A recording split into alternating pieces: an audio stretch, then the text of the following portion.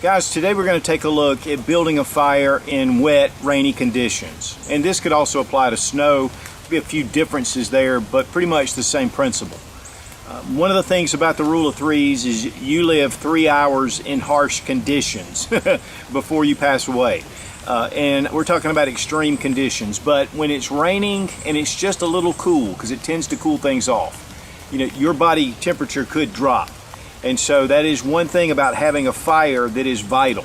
It gives you the warmth you need. It can boil some water. It can cook your food. I mean, there's a lot of things. People are found every year in our national forest that have just died of exposure. Just died from too much cold or too much heat. And of course, fire would definitely not help with the heat. But there's one thing about, you know, just getting out of your car and going on a little walk and getting turned around. The next thing you know, night's coming and you need to build a fire and it's raining. Now, when you're building a fire, typically, it takes practice. You need to know how to build a fire in good conditions, knowing how to put that together, knowing what you need to do. But when it comes to rainy weather, even seasoned outdoorsmen can have issues. Now, one of the most important things you really need is a good knife. Having something a little larger if possible. But you know, if you're going to be out somewhere in the wilderness, it's just good to have a knife. Here we have one of the Strong Arms by Gerber. We're just going to use it. This is actually probably a little smaller than I would like to as far as ideally. But this is something that can get us through. And then obviously having something to light the fire. Now, my all-time favorite is just a standard Bic lighter. Hit the wheel and you've got fire. But one thing I've noticed over the years is sometimes this little lever release gets pushed down, it releases all the fuel, and you have nothing. Except you do have a spark that you can use, but then you really need some good tinder.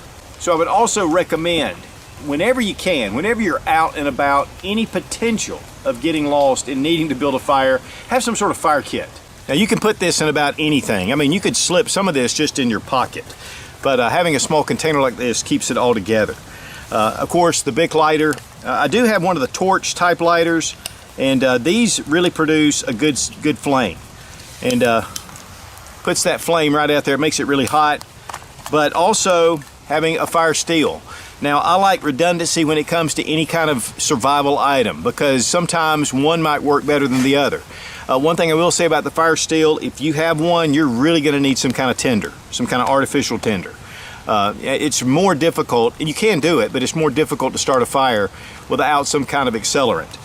Here we have just some tinder tabs, and I have some impregnated wood as well with wax. We also have just some waterproof matches, but matches can run out, especially in wet conditions while building a fire. And my all-time favorite, Vaseline and cotton balls. And this is really easy, cheap. Seems like we always have cotton balls and Vaseline for different things. So just having a minimal, it doesn't have to be this size, having some kind of little fire kit would be great, but at least have a lighter or matches in your pocket. This is a little Hazard 4 pouch. I just adopted it, had something else in here. But guys, today I'm going to show you how to build a fire with just some fire, whether it's a lighter or a match, and a knife. And of course, wood from Mother Nature.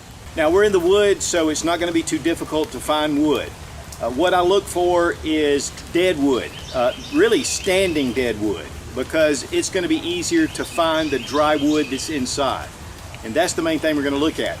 But you can use sticks that are all along the ground. It just takes a little longer for it to dry. But for your tinder especially, you need to have some really dry wood. And if you can find some fat wood in the middle of a evergreen, that works even better. Now, when you're looking to get the fire started, some very small little twigs, nothing that's larger than a pencil, and then you want to find some pencil-sized pieces for building that fire up, and then a little bit larger, maybe towards your thumb. And so that way you can have a collection of wood.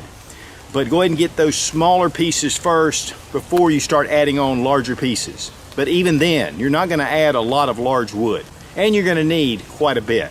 Right here we have a cedar tree. It's dead, and it's not standing, but it is leaning. And so the first thing I'm going to do, because it has all these twigs, go ahead and check these and pull some of these off. Now, what you want is to hear a snap. When you hear the snap, that's what you're wanting, because it's dead and it's dry. If it's difficult to break, that means it's still alive and it's more difficult to start. And guys, what you want to hear is a definite snap, just like that. Now here we have a dead tree that's really short and small, and it's right against a live tree. Want to test it? Yeah, hear that? And you're gonna have dry wood inside there. So that is what we're looking for. You can go along and pick up sticks on the ground. It's just gonna take longer. But I don't even need my knife for this. One great source is cedar. And the sticks at the bottom just die. You still have life at the top, but they just seem to die off. So you can use that, and plus you could possibly have fat wood or at least a little bit of resin. One thing you don't want are sticks that are dead, that are been old and mushy, they're starting to rot. Those usually get soaked. Birchwood bark is probably some of the best fire starter out there, but it's according to where you live. We don't have a lot of birchwood around here, but if we did, I would definitely use it.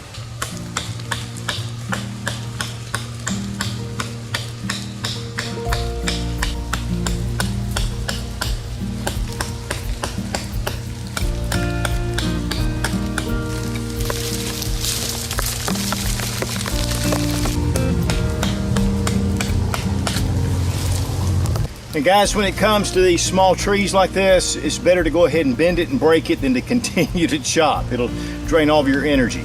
We're gonna make our tinder out of this. But I'm just gonna show you, I lit this one, I just broke it. All that wood inside is dry. And it smells like cedar. I mean, that is gonna be excellent for getting that tinder. Now, next step is batoning. So we're gonna take our knife, and this is really where you need your knife the most.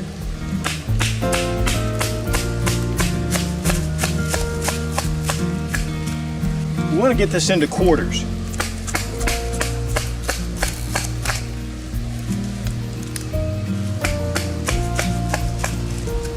Now we want to get that edge, and we're going to feather that dry edge. And this is the easiest, the path of least resistance, so it's going to be easier to get the feathering from that. Plus, again, it is dry, and it sure does smell great. Guys, I was sitting here making these shavings and feathering, and I realized my camera wasn't recording. So you take the inside and you pull the wood to you, because you don't want to cut into your jacket. I have my rain jacket laying here because I want to keep this tinder as dry as possible.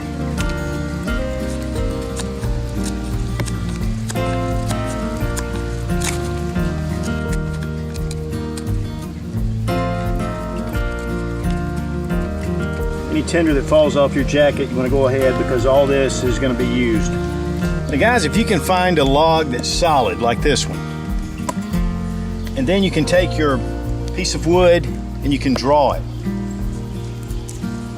This is a lot easier than feathering. Now, I don't have my jacket right here, but I just wanted to show you this.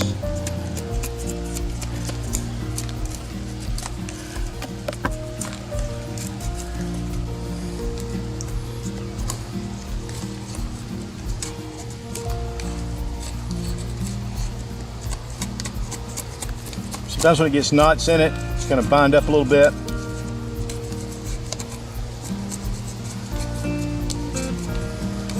You're just using the leverage of that wood to help you with the labor. And if you get that corner, that is really where you're able to draw that through or to feather it. And once you get rid of the useness of that wood, you can use it for your fire. And this is all dry inside. Now I got some smaller size limbs, about 1 inch in diameter. This is going to be our bed. And then you want 2 solid logs that actually set up on these just a little bit. This is going to give us a little troughed area, but a platform to put our shavings. So we're going to go ahead and put some shavings in here. We're not going to put all of them, we're just going to put a nice little amount. Now I want to get those lit. Now one thing I will say, of course matches work. Some people use a candle and they put it up under it. I think that's a great idea. I just saw that recently. The candle just keeps burning. But you can see this cedar is lighting right away. And guys, I'm telling you, I just got it out of the woods. But it was standing. So it's not saturated.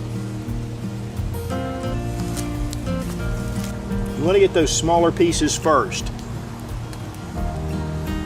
And you want to make sure there's plenty of airflow with those shavings.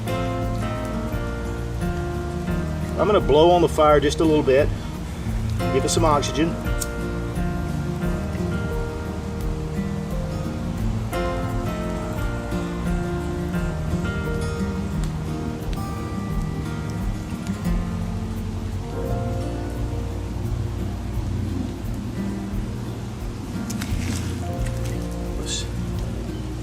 out our shavings just a little bit. Notice when I give it the oxygen, it starts to flame up. And once we get these shavings to really start burning, we're going to want to put our smaller sticks up. We're going to get them here beside it, start letting them kind of dry out a little bit.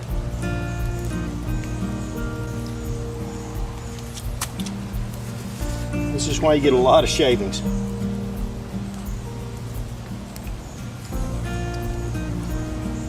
We're just going to blow on it.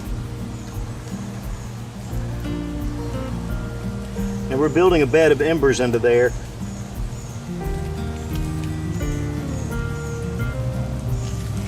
Okay, here we go. We're starting to get a little bit of fire. We're starting to get these sticks a little closer. Get them to dry out.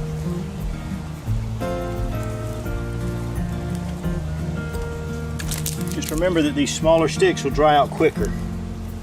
That's why we start with them.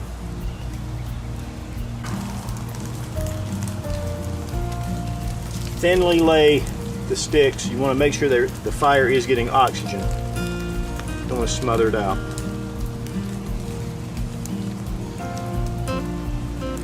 You'll see some smoke coming off, and that is getting rid of the moisture on the sticks.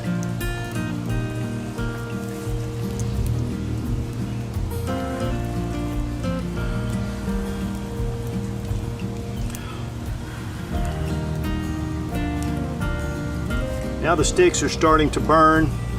That's a great sign.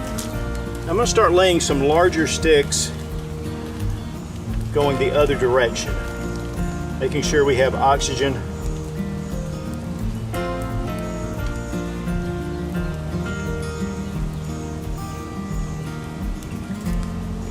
Because guys, these fires can smother out, but we need to get these sticks dry. All right, we got these embers going now. We got a nice bed of coal underneath.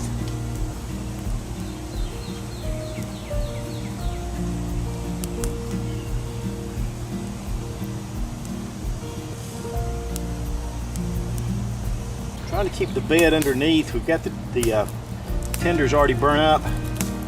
Make sure we don't lose our fire underneath while these, you can see the sticks starting to light right here. Now we're on our way. Put a couple of more sticks on here.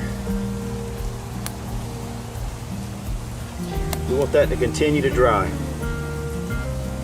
Guys, you want to constantly tend to your fire because they can start having some issues. You might be able to get it back up quickly. If you let it go too much, you can't. Give it a little oxygen every once in a while.